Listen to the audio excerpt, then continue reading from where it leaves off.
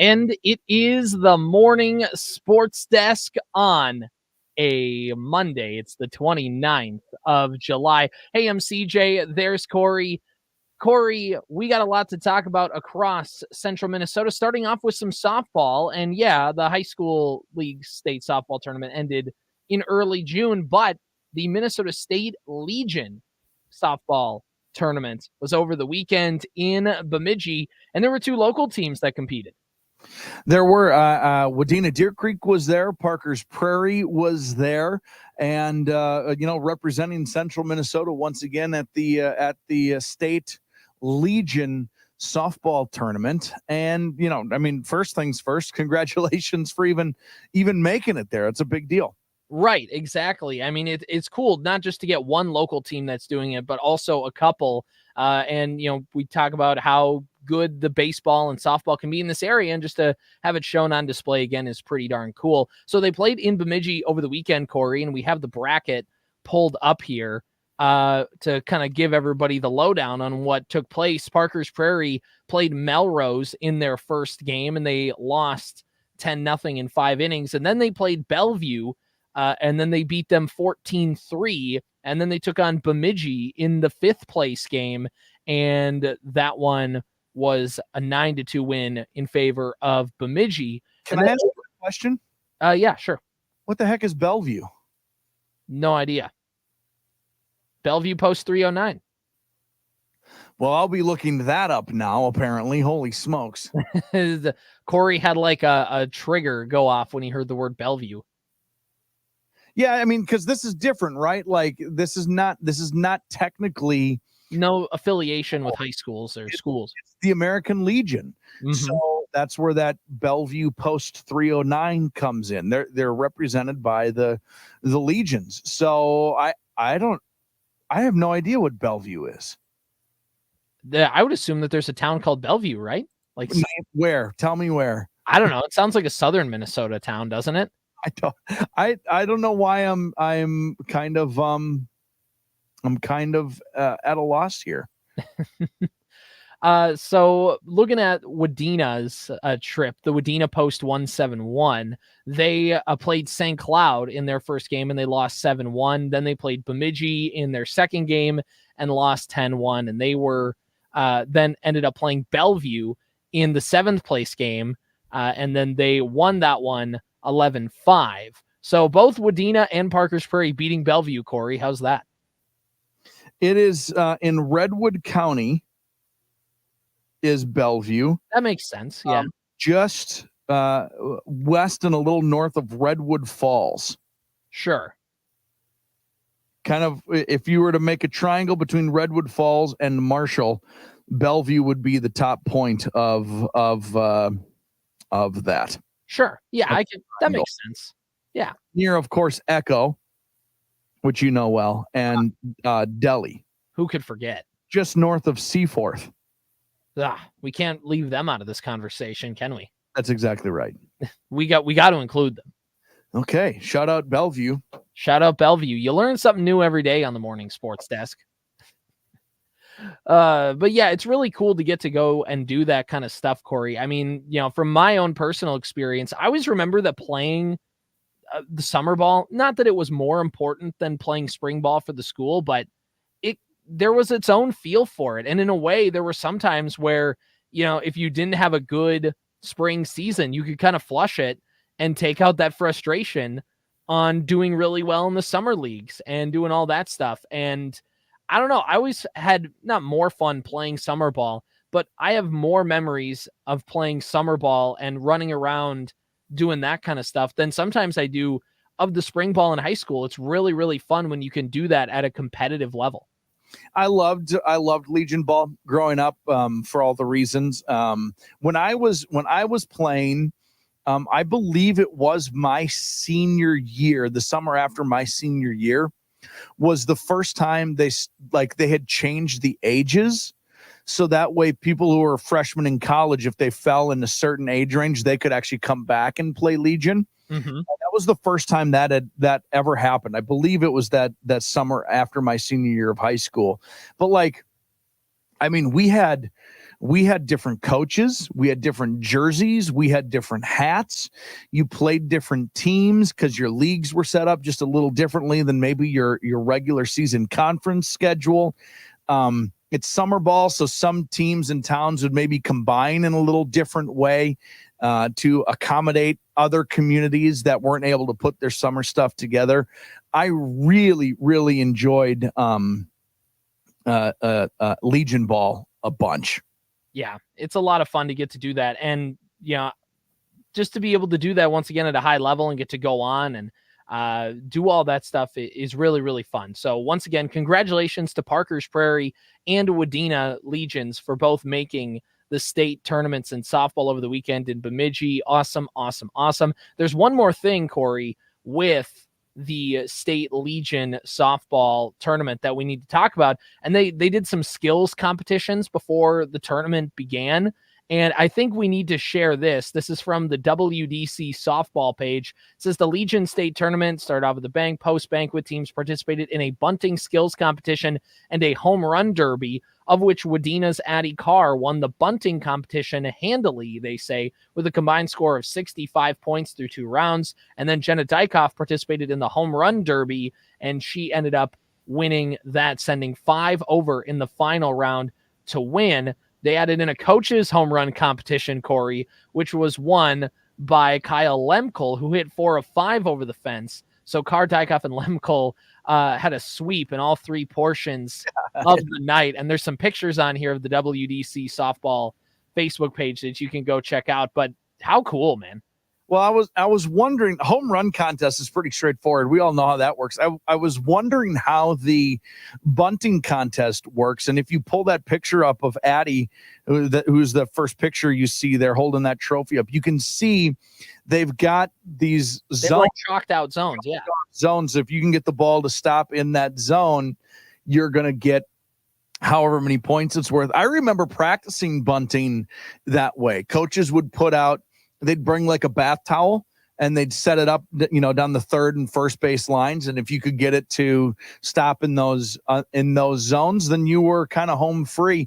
Very cool. I like that they added that portion to the, home run derbies always happen, and it's super cool and hilarious that they were able to sweep all of those awards. But I really like that bunting contest. That's a neat added idea to this. Yeah, it's cool. And like you talked about the different zones and just a way to, not just are we able to slap one down the line, but how can you finesse it? How can you control the ball as best you can? And so that's really cool. And it's it's a nice feather in your cap, because sometimes you'll remember that more than you'll remember the games themselves. It's just being down and doing some of those competitions and stuff like that. So a really, really cool opportunity for them.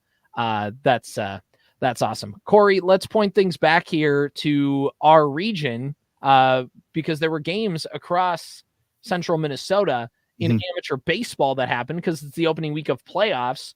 In Region 16C, Burbank was hosting. In Region 14C, you had Deer Creek hosting, you had Monaga hosting, Sabika hosting, New York Mills, and one more. Did I say Deer Creek? There was probably one more than New York Mills there. I'm probably missing one here. But the point is a different setup this year, just with the way the Lake and Pine and the High 10 kind of had some realignment. Some teams fell out of the Lake and Pine, some teams added to the High 10, and it just a different way of doing the playoffs this year. So it's fascinating. 11-team double elimination is what it was set up as this year. So a lot of games over the weekend. I know myself, for Clarissa, we played 3. So 3 games in 3 days, which typically doesn't happen like in a normal season and throughout even playoffs. So it's cool. It used to happen all the time growing up. You'd play 3 games in 3 days all the time, and then the next day you'd play 3 more games, and then sometimes even on a Sunday or whatever you'd squeeze in. And now you're all adults and 3 games in a weekend. Get bent. Well, see, when you're a kid, they're 5-inning games. When you're an adult, they're 9-inning games. It's just a little, and you're older, and it's hot. The hot feels a little hotter, and it was heavy. Yeah. Outside.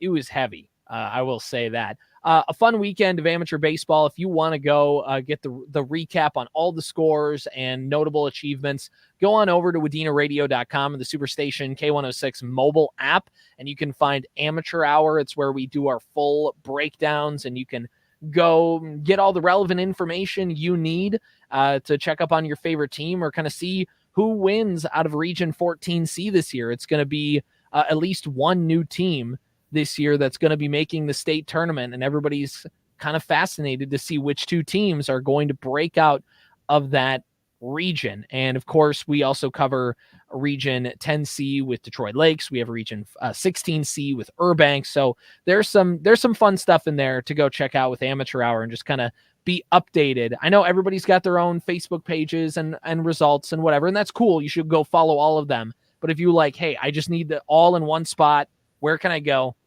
Amateur Hour. That's the spot. So CJ, before you move on, did I tell you about my almost hole-in-one this weekend? No, but you should tell that story immediately. So I golfed 54 holes of golf this weekend. 18 holes on Thursday with my college roommates. One of my college roommates' his mother passed away kind of tragically after a very short and quick bout with lung cancer. So we all just kind of found a day to kind of hang out and just, be friends and support each other on with that. So with that in the background. So we golfed on Thursday. 18 holes. I golfed on Friday, 18 holes in the KLN tournament. And that was through work. So just a fun tournament, by the way, because most of those are scrambles. Right. As you know, this was a best ball tournament. And what that means is everybody plays their own ball, and best ball is you just play you play your own score. And whoever has the best score, that's what counts. That's the difference between best ball and scramble. And then on Saturday, we played in my wife and I actually played in the Verndale sports boosters or whatever they're calling it, scramble. That was at the Vintage in Staples. And forgive me, I can't remember what hole it was because we started on hole 13 and it just got all jumbled up. So I can't remember which hole it actually was. Par 3, and I, you get ready, you look up at the pin, you look down back at the ball, you hit the ball, you watch the ball fly, and he did one of those like up at the ball, down at the pin, up at the ball, down at the pin. And it was bang on the whole time. I'm not exaggerating like, ooh, it would have been close. It was, if it would have been the correct distance, it would have dunked. It was straight on the money.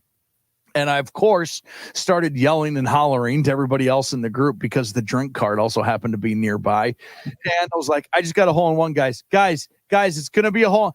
And not only was I short, it didn't even make the green, but I was only, because the pin was front, it was like 15 feet short.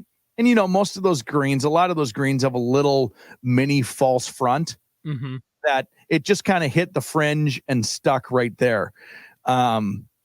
But man, oh man, it came down just right on the pin. It like eclipsed the pin as it fell to the ground. And I think if I would have hit it 5 feet further, it would have been up on the flat surface and been able to roll out and really made it interesting.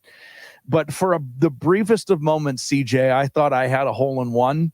And then, as is in hindsight, the all-time indicator that the ball's not going in, when you start planning your celebration for when the ball does go in while it's flying through the air, it's never going in. Corey was already down on one knee with the golf club, like pretending to look through it like a telescope. He was all set up and done. My shirt was already untucked. I thought you were about to say off, like you were already twirling up in the air. I think that was going to be the next step. We got the shirt untucked. I was going to run over, probably kiss my wife right in the mouth. And then just, I don't know, be the guy who doesn't wear a shirt on the golf course for the foreseeable future. What is he doing? He's got to put a shirt on. Hey, you got a hole in one on hole 4. Oh, all right. We'll proceed. Go swimming in the pond or something. It made the river. Yeah. 8 or something like that. There's a little pond right off to the side. I can't remember exactly, but it ended up, of course, not being that close.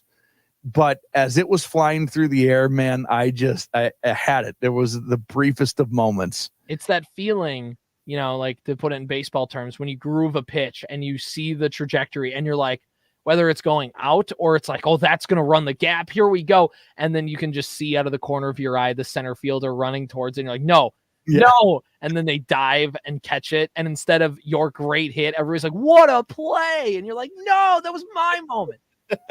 Anyway, or also like you groove one down the line and foul. Oh, right. Gone. Similarly, in Staples a couple of years ago, I was playing in Pine Grove Park and I ripped one down the right field line because like 220 to right field, and I saw it and I was like, oh, and then it hooked foul and it hit off the fence because it's a higher fence. It hooked and hit the fence foul, and I just jumped in the air halfway down the first baseline and audibly yelled, "Dang it!" And then I struck out, I think, or something. The rest of that bat was ruined because I was like, that was it. That was my chance. I'm done. Never get another one. You're not getting that again because that guy saw it. He's like, well, I'm not throwing that pitch again. Right. Man, that was my one shot. That's the closest I've ever got was when it's like I missed a dunk on a 4-foot rim. And I'm just not even going to bother. You missed your home run shot on the 225-foot fence.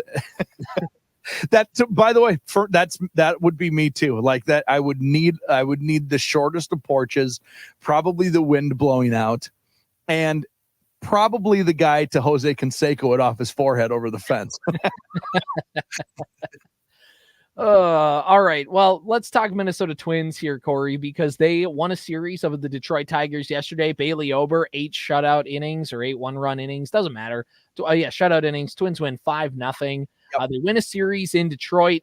They still maintain pace with the Guardians, 5 games out in the AL Central because it might be 4.5, but it's semantics at this point. Right. This Cleveland also just won't lose. Yeah, they beat we talk about the Twins beating the Phillies in a best of 3 series, 2 out of 3. Well, Cleveland went on the road and beat Philly 2 out of 3. So that's annoying. Very annoying. The Guardians are such frauds, man. They're everything they need to do.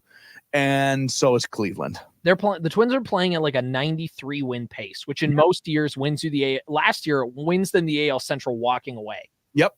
But this year, you know what? You win on pace to win like 98 games. If you win at that pace, you're going to be a wild card. Right. At least you'll be the top wild card I think the top wild card will be probably like the Yankees. I'm going to look at the AL standings right now. So they're still in the mix for playoffs and whatever, but it as is usually the case with the extra wild cards, I think everybody just kind of assumes whoever wins the AL East and then the next 2 teams will be the wild cards. But I know the Twins are still very much in the mix, if not like the second wild card team right now.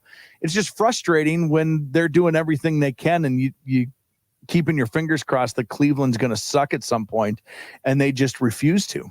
Right. I think if the season ended today, the Twins would be the second wild card and they would play, because what is it? There's 3 wild card teams. The Yankees would be the top one. They'd play the worst wild card team.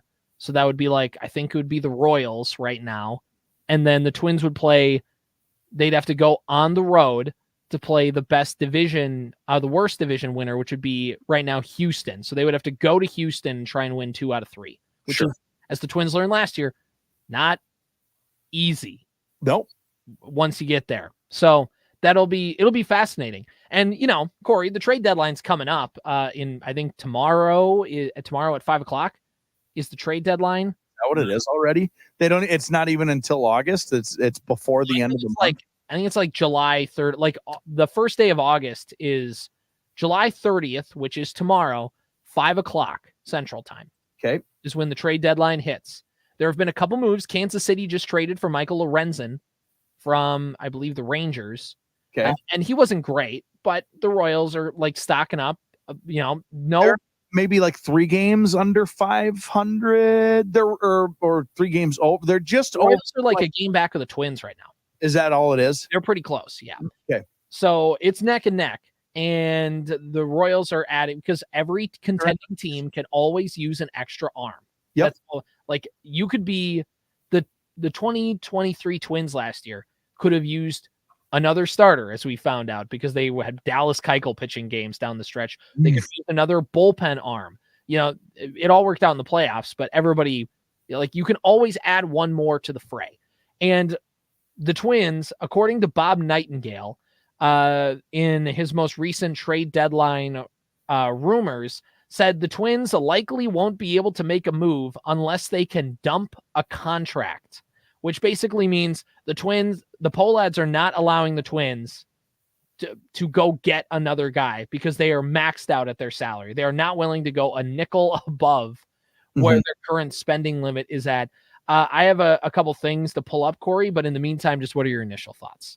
Well, I mean, it's consistent with what they've been telling us since before the season started, right? Mm-hmm.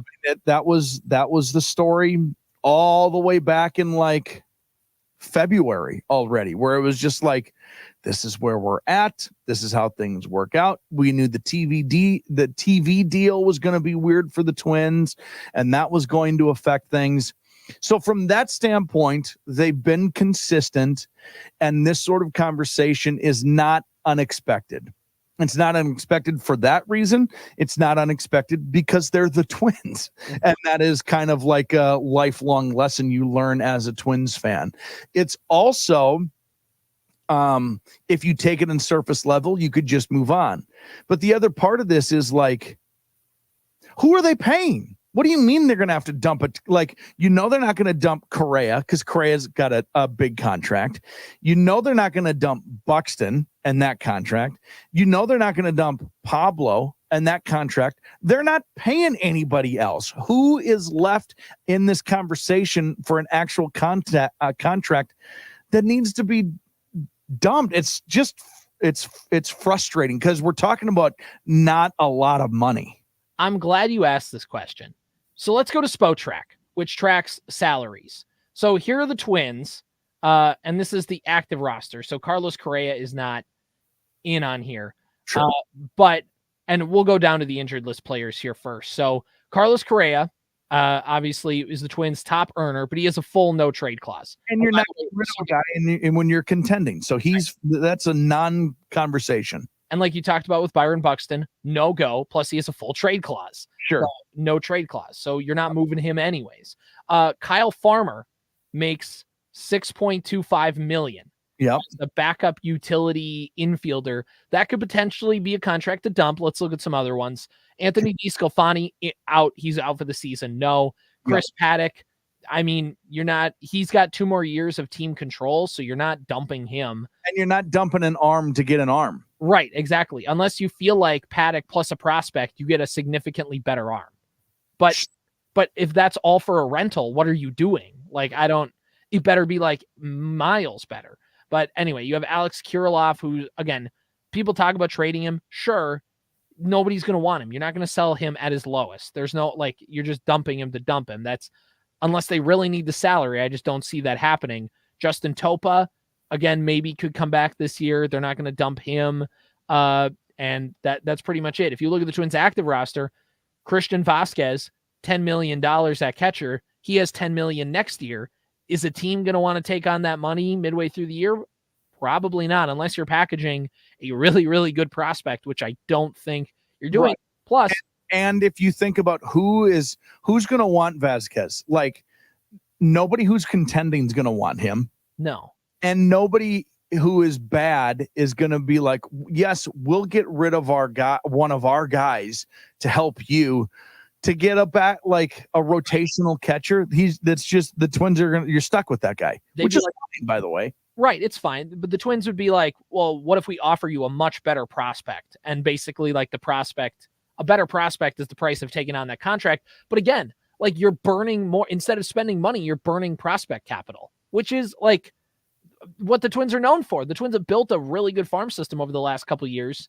Right. And they what are you doing? Burning extra prospects instead of money. Anyway, Max Kepler, who again, starting right fielder, last year of a contract, you're not trading him. Well, and Twins fans have wanted to trade Max Kepler for the last half decade, and they haven't. So he's not going anywhere. Right. You're in playoff contention. So you're not trading your starting corner outfielder. I know Matt Wallner's been playing well. Trevor Larnach has been hurt. Right. That's why he's been so limited playing wise. You're not getting rid of a starting corner outfielder. Carlos Santana, you're not getting rid of him. He's playing much better. Maybe you dump Manuel Margot. Maybe Manuel Margot is the move. Maybe you dump Caleb Thielbar. Maybe that's the move. But again, that's an arm for an arm. Like the arm that they're going to get is going to be a bullpen arm. Right. And like you said, unless it's him plus a prospect to get you a much better arm, but they're not doing that. That's probably what it's going to have to be at this point. It's like how the Twins, I'm going to bring up the Brian Dozier trade in 2018. The Twins traded Brian Dozier to the Dodgers, and the Dodgers are like, well, look, we need to make room on the roster. Plus we need to, I don't think shedding the money was the most important thing, but it was like, look, we want this guy off our team. And they took on Logan Forsythe, and he basically started the rest of the game at second base started the rest of the year at second base for the Twins. And it might be a situation like that where it's like, look, man, like we want this guy. In return, we'll give you somebody who can play, who can, like, you can at least use on your big league club. And then we'll give you a little bit better prospect as the price for doing business. But again, like we've talked about, Corey, then that means you have to give up better prospects for rental pieces. Mm-hmm. It's just bad business all the way around when it comes to trying to make a deal, which leads me to believe now the Twins have been, according to reports, the Twins have been looking for relief pitching help and starting pitching help. They have not really inquired about a bat, which is fine. I don't think the Twins really need to go after a bat. If you can only make, let's say, one trade, that trade should be to go get somebody to help round out your bullpen or an extra starter to kind of fill out your rotation for the rest of the year. I feel like the Twins will prioritize getting a reliever. I feel like that's what they'll prioritize, but I'm not sure. That's just a gut level feeling. Question then. Okay. Is the report coming out and that quote saying we're going to have to dump a contract? All right. That comes from the Twins. I don't know which guy said it. But that was, that's what was said, is to get a guy, we're going to have to dump a contract. Right. Is that a foreshadowing of we're not going to do anything? We're telling you right now that don't get your hopes up. We've been telling you since the beginning, this isn't happening. Or are we foreshadowing we're going to have to get rid of we're going to do it, but we're going to dump a contract of a guy you all like to make this happen? Or which are we foreshadowing here? I mean, it could definitely be either one. And in a way it's a little bit of both, but I think it's mainly more towards the first one of like, we're putting this out there now, whether it's from the front office or whether it's, we're putting this out there to lay the groundwork for, we may not make a trade. Just like we've been telling you since February and the TV deals and everything, They have been consistent. I will give them that. But it always seems like these bits of information come out just in time to make everybody frustrated and upset with them again. Right. Look, this is, and maybe here's another thing, which has no basis. Could be the Twins front office basically being like, we're going to have to dump a contract. Our ownership isn't doing crap for us. So when all you writers get ready to talk about the Twins whiffing at the trade deadline, we didn't have a choice. Because if it was up to Derek Falvey, he'd go get a guy. It was it's not his money to spend. Everybody whose job it is to build a team would always do whatever it takes to build the best team possible. Right. They are often hamstrung by the dollars and cents that are provided to them. Right. Like Terry Ryan, when he ran the Twins, would take like a sense of pride and I put this year's team together $5 million under budget. And it's like, why? But Derek Falvey has always hit whatever number the poll ads have given him to spend. He's always hit it. He's always found a way to this is how much money you're giving me, using all of it, whatever way, or generally speaking. So it's not so much that Derek Falvey or Thad Levine or Rocco is no, we don't want to spend money. That's coming from above. They're not happy about it either. But at the end of the day, it's like you talked about, Corey, it's just a public relations nightmare. And why have the Twins been so bad at it? Because they did it. This is a thing over the winter they put it out in November, less than a month after the franchise was at its highest point in 20 years of finally winning a playoff series and looking competent in the postseason. All right, let's build this team. You're cutting payroll. We're cutting payroll. The TV situation is bad, but but at least you'll be able to watch them. They're going to be free and we're going to send out Corey. We're getting rid of Dick Bramer, which again is just going to make the average fan go, what's going on? But hey, we're bringing in Corey Provis, which is a good move. And he's out there telling everybody Twins games are going to be free. No blackouts. Here we go. This is awesome. We're so happy to ditch Bally. And then, no spending. But hey, there's no spending, but it's because the Bally sucks. We're not dealing with them anymore, and that's the price we got to pay. We'll figure it out next year. And then at the very midnight hour, you go and say, actually, we're going back to Bally for one more year. How much money are you making with the Bally deal? We've told Bally and us have agreed, and the courts have allowed us to not disclose that information to the public. Like, wouldn't you at least who's in charge of their public relations? Like, wouldn't you at least have somebody be like, you know what? We really, really like this team, and we caught a little unlucky stretch right at the beginning, but we think we have the right team that is going to make a stretch run and win this division. That is something we really believe. Of course, we have our eyes and ears open, and if the exact right thing is out there, we will obviously pursue that with the greatest fervor that could possibly exist in the base. But you know what? We really like our team and think we have all those pieces. Allow people to read between the lines and guess what your intentions are, at least.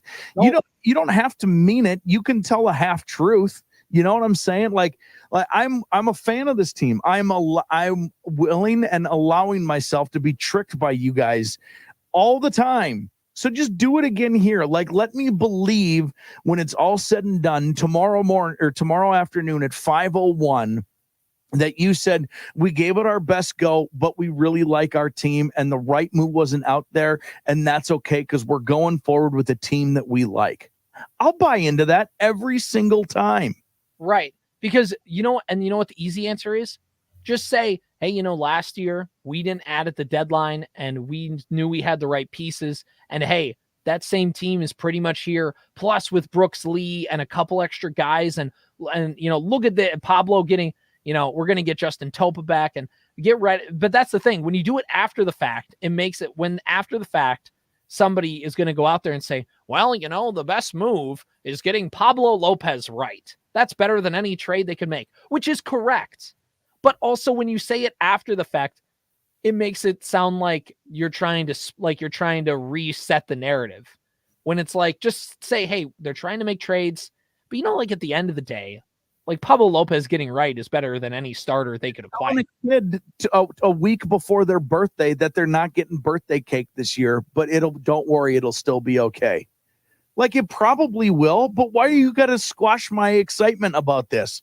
Like, that's not how you have to do this. Which makes me think, again, I have no basis for this. So I'm not saying like, hey, think about, but like, it's got to have been somebody from the front office who's frustrated. And it's like, we don't have two nickels to rub together because ownership won't allow us. So when the Pens come out to write about the Twins being incompetent at the deadline, it's not because the front office is incompetent. It's because they just have no front office is incompetent. The higher ups of the high office are not allowing them to do their jobs. It's also important to note that they probably will be okay.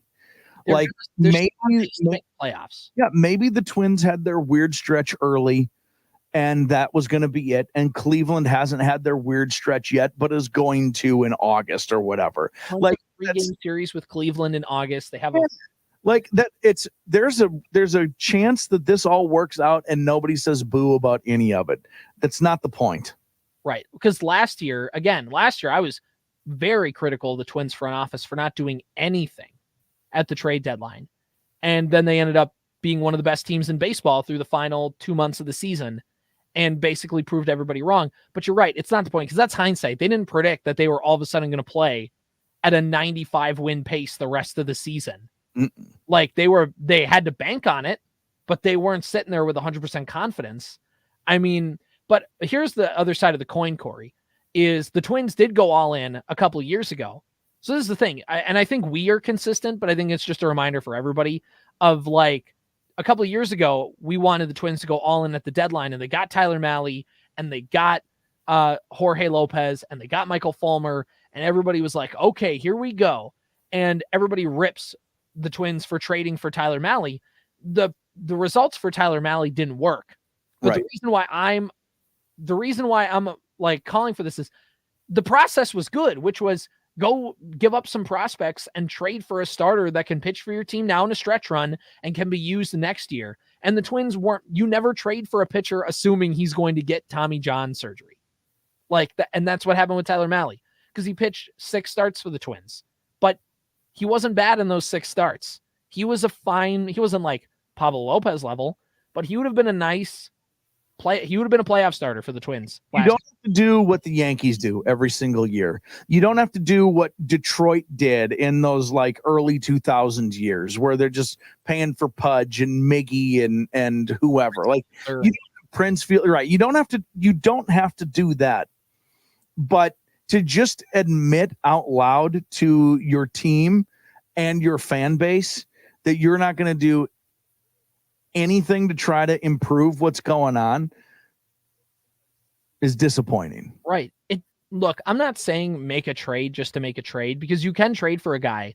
And if you trade for like a reliever and he's bad, like in 3 appearances for the rest of the season, all the value is gone. Like, you know what I mean? Like, so because you just have such a limited run with that player, especially if they're a rental, that any mess up they have is way more critical than a guy who's been on your team all season. So I'm not saying to make a trade just to make a trade, but like, can you just make one? Make a trade to get better. It's a part of there's many factions to this. It is playing well on the field. It's coaching and managing well on the field. It's practice time. It's young development. It's also, when you're in the mix, adding the piece you need to get yourself over the hump, whatever that next hump is for you. Right. This is all many factions under the umbrella of a good baseball team. They're just, because it didn't work out one time, they're scared to try it again. It's well, I don't think it's the front office. I think it's the fan base. Dramatic. I know, and that's doesn't help the cause either. But what are we doing?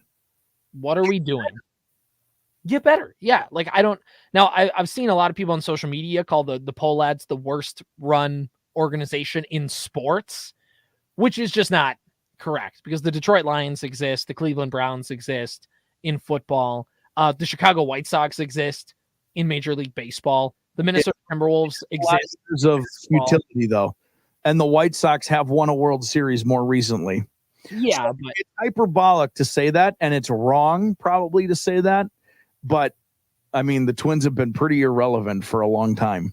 Well, I mean, yeah, but they also had the run in the early 2000s after they were bad in the late 90s, mid to late 90s. Of course. They had the run in the 2000s, and then they were bad for most of the 2010s. Yep.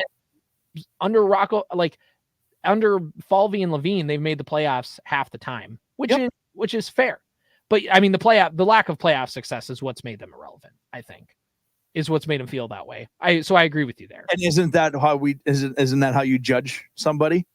Yeah, that is a way. That's a fair way to do it. So, like, I'll give you that. It's hyperbolic to say that, but it is also, they're closer to irrelevant than relevant. Right. Well, and here's the thing with the Twins, and there's some talking points that I think are overdone. Not that they're wrong, but I think it's like, I get it. You've made your point, but wasn't the whole point of Target Field so you could spend more money? Wasn't that the thing? I know. Wasn't that the thing you said? I know. And because if you look, Corey, yeah, the Twins they'll say, well, we've spent more money on payroll than we ever have. Correct. Yep. Because there's a thing called inflation. Right. There's the salary. There's no salary cap in baseball, but the salary goes up, generally speaking. Payroll goes up as the years go on. The Twins right now have a payroll of just under 150 million. It's 148.88 million. That is 19th in baseball. Yep. Which is better than the 28th in baseball than they were for many years. Right. But the Twins were at 15th, and the Pohlads, they were at league average, and the Pohlads were like, they're at league median, I should say. They were the league median, and the Pohlads went, this is too rich for my taste. Right. Well, okay, so that's a fun point to bring up, because there are other people who will argue that, you know what, making a big fuss over what the Twins are spending doesn't always make sense, because they are spending appropriate for the market that they're in. That can't be true either, though. If you're 19th and like Minneapolis, St. Paul, just the Twin Cities are like the 13th largest market in the country. Right. Something like that. Well, and so that if they're spending 19th in the 13th largest market where most of these baseball teams and professional franchises reside, they're not keeping pace with their market spending or with their market size either. It's a self-fulfilling prophecy with the with this, because they'll talk about, well, attendance is low and we just can't get attendance up. So like we don't have the money to spend. And then they'll cut spending and then attendance will be low and they'll see this is why we had to cut spending. Attendance is low. And it's like, attendance is low coming off the highest point in 20 years because you took all of the air out of the bag. Right. You cut the excitement off at the knees and you're like, whoa, why is the excitement so? It's the Eric Andre meme where he shoots Hannibal Buress in the chair and then he goes, how could he do this to himself? You shot fan enthusiasm in the chest and then you're like, why is fan enthusiasm so low? Because you guys are a PR nightmare. You guys are awful at this. It's true. It's true. Because like you said, Corey, like it doesn't have to give me much. I've been pretty supportive of the Twins, generally speaking, and ownership and what the front office tries to do. It doesn't take that much for me to come around. Why are you doing this to yourselves? Why are you making it this hard? We could go around in circles on this, Corey, but just a big fat, and maybe the Twins do make a move and maybe it shuts us all up. Right. If you ask me gut level, I don't think the Twins are making a trade. No, it certainly doesn't seem like it. They've been pretty consistent. In their defense, they've told us the truth from the very beginning. Right. Thank you for being honest. But honestly, saying you suck doesn't make me feel much better. Right, exactly. It's like, give me straight the bad news. The bad news is I'm going to stomp you on the foot. Well, it stomps me on the foot. Well, he is honest. Yeah. I'm going to kill you. That's the bad news. The good news is it'll be quick. You won't feel it. I'm telling you, at least ahead of time, so you can prepare. But the Twins are like, I'm going to kill you, and it's going to be slow and painful, and you'll feel everything about it. It's not. Thanks, Twins. Death by 1,000 cuts sounds exactly like what I'd like. That's right. It's the Moneyball line. Would you rather 1,000 to the 1,000 to the leg or 1 to the chest? Are those my only two options? Where I'm at.